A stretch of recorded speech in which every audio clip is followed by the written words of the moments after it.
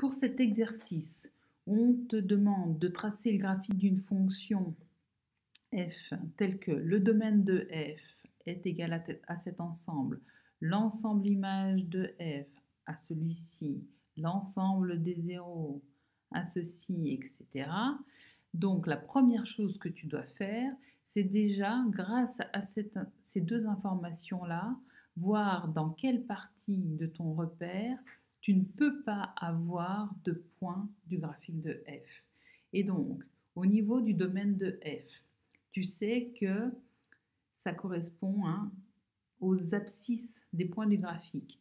Comme ici, tu vas du réel 4 au réel 0 compris, tu sais que pour tous les réels qui sont plus petits que moins 4, tu ne peux pas avoir de point du graphique de f.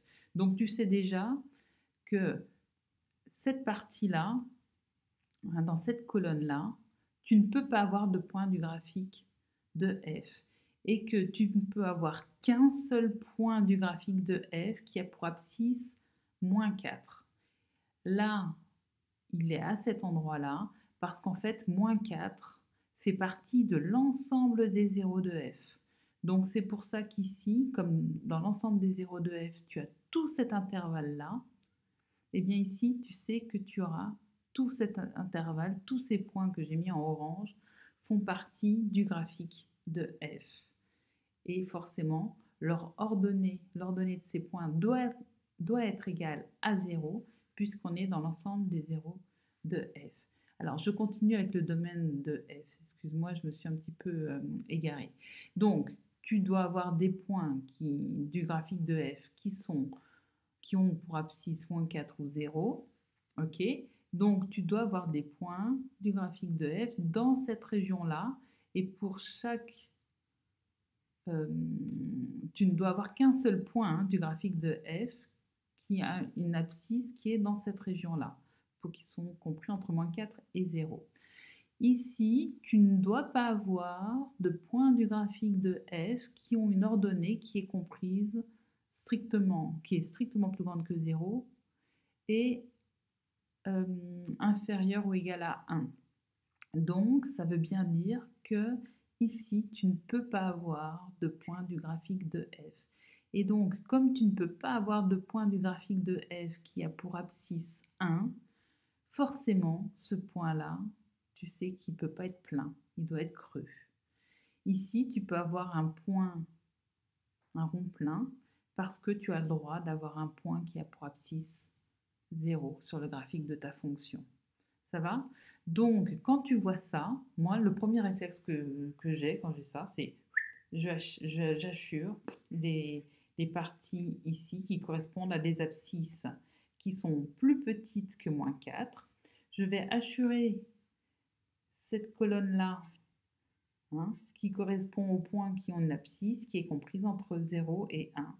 Et je sais que je n'aurai pas de point du graphique qui aura pour abscisse 1, mais je dois avoir un et un seul point du graphique de f qui a pour abscisse 0. Voilà pour le domaine de f.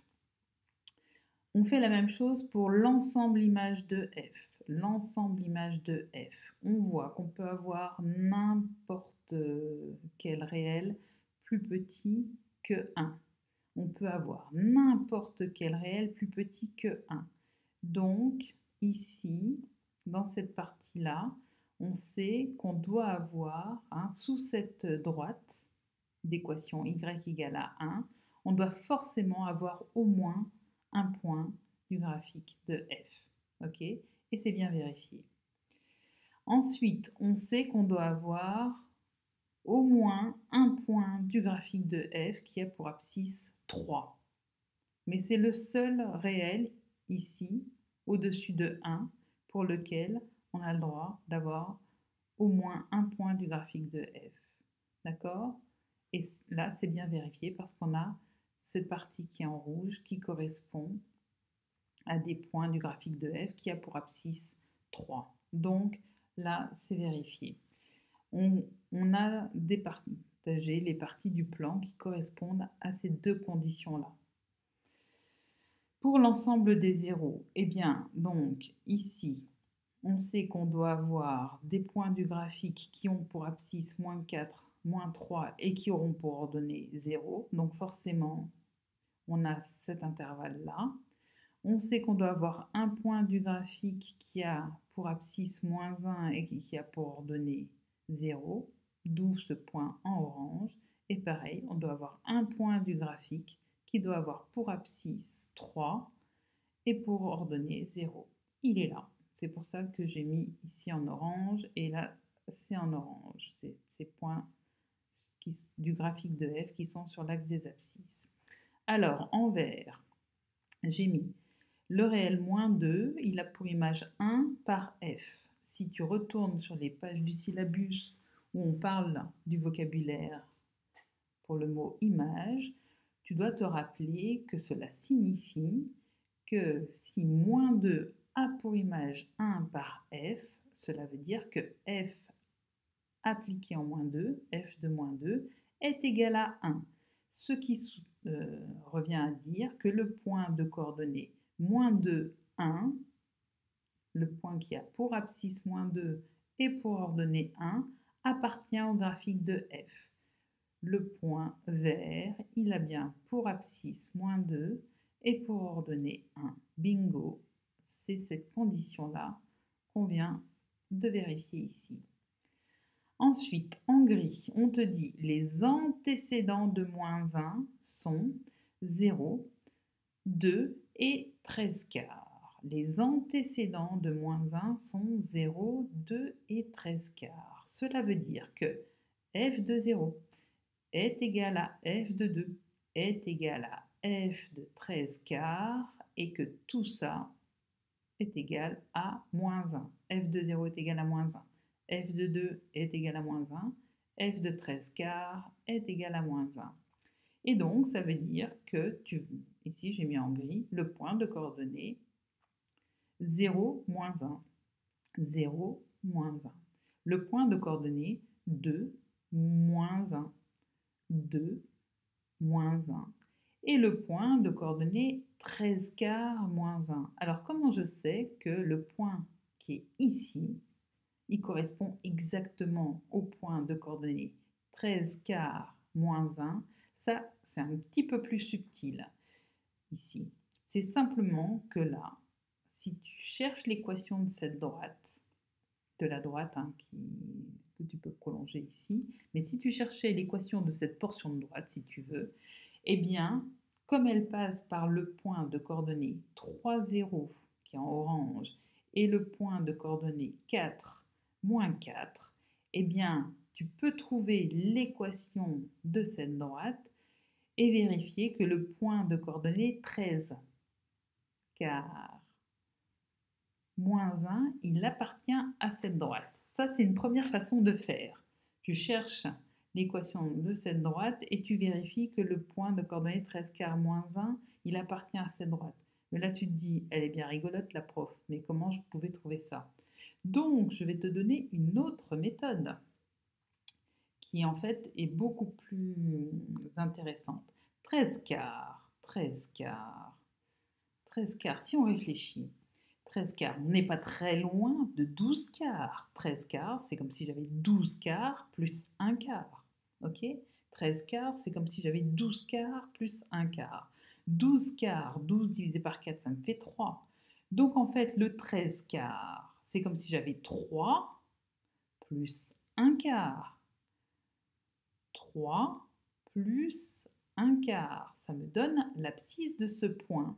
1/4, 1/4, c'est 4. Enfin, c'est 1 divisé par 4. On est d'accord? 1 divisé par 4. Et regarde en fait, le point que j'ai mis ici et le point que j'ai mis ici, je ne les ai pas mis n'importe comment. Pour aller du point orange à ce point-là, j'ai fait plus 1 sur les abscisses, moins 4 sur les ordonnées. Donc en fait, si tu regardes, quand la pente ici que j'ai, c'est une pente qui vaut 4. C'est une pente, pardon, de moins 4. Mais ça, on s'en moque, qu'elle soit positive ou négative. C'est simplement que, eh bien, en fait, ça veut dire que cet intervalle-là, cette partie-là, ça correspond un quart de ce côté du quadrillage. Quand je suis ici, j'ai deux quarts, la moitié. Quand je suis ici, cette partie-là, c'est trois quarts d'un côté du quadrillage. Et cette partie-là, c'est quatre quarts. Donc, c'est le côté du quadrillage en entier. Et donc, en fait, ici, j'ai simplement utilisé, je veux 13 quarts. 13 quarts, c'est 12 quarts plus un quart. Donc, c'est 3 plus un quart.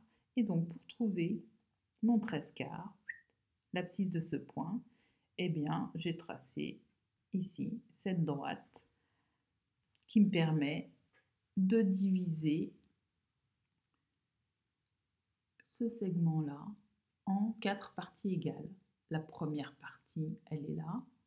J'ai un quart. Ici, j'ai deux quarts, donc un demi, trois quarts, et enfin 4 quarts. J'aime beaucoup ce genre de méthode et je te conseille vraiment de la retenir pour l'utiliser par la suite. C'est vraiment très pratique. En fait, c'est quelque chose que tu as vu en deuxième, mais que souvent on oublie parce qu'on ne l'utilise plus beaucoup. Donc j'ai voulu le réactiver dans cet exercice. Ensuite, les antécédents de 3, c'est cet intervalle-là. Donc ça veut dire que le graphique de f, il doit contenir des points dont l'abscisse est contenue dans cet intervalle et leur donner vos 3. Et il faut que j'ai tous les points de cet intervalle, puisque c'est l'ensemble des antécédents de 3 qui est égal à cet intervalle. Et donc c'est pour ça que je suis obligée de tracer en rouge, hein, puisque là c'est en rouge. Cette partie qui est en rouge correspond à cette partie du graphique de f qui est en rouge.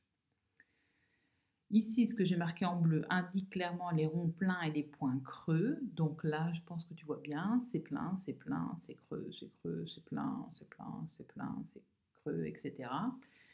Parce que souvent, les élèves, ils font des espèces de gribouillis et c'est au prof de deviner si c'est un rond plein ou un point creux. Et non, c'est à toi de faire les choses correctement, pas aux gens qui te lisent de deviner ce que tu as bien voulu écrire. Je te dis que dans la question 2, plusieurs tracés sont possibles, mais que tu dois préciser les parties du graphique de f qu'on ne peut pas modifier. Et donc là, je te dis, tu peux modifier les parties du graphique de f qui sont tracées en bleu, à condition de bien respecter ce qui est demandé ici, pour dom f et im f. Et par contre, tu ne peux pas modifier les parties du graphique de f qui sont dans une autre couleur que le bleu. Donc tout ce qui est en orange, ça tu ne peux pas y toucher. Tout ce qui est en rouge, tu ne peux pas y toucher. Tout ce qui est en vert, tu ne peux pas y toucher. Tout ce qui est en gris, tu ne peux pas y toucher. Mais pour la partie qui est en bleu, tu fais ce que tu veux à partir du moment où tu respectes bien ce qui est écrit ici. Si jamais tu as le moindre doute sur ce que tu as tracé comme graphique de f, tu fais une photo, tu me l'envoies et je pourrais te dire si c'était correct ou pas. Voilà, elle est un peu longue cette vidéo, mais je pense, enfin j'espère que tu auras bien compris. Et s'il y a des choses que tu n'as pas compris, n'hésite pas à me le faire savoir et je referai une vidéo pour expliquer les points qui t'ont posé problème. À bientôt!